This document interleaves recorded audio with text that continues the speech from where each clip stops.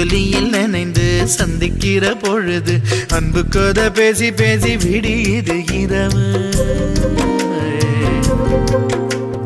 ஏழு கடல் தாண்டித்தான் ஏழு மலை தாண்டித்தான் என் கருத்து மச்சான் கிட்ட ஓடி வரும் மனசு. நாம சேர்ந்து வாழும் காட்சி ஓட்டி பார்க்க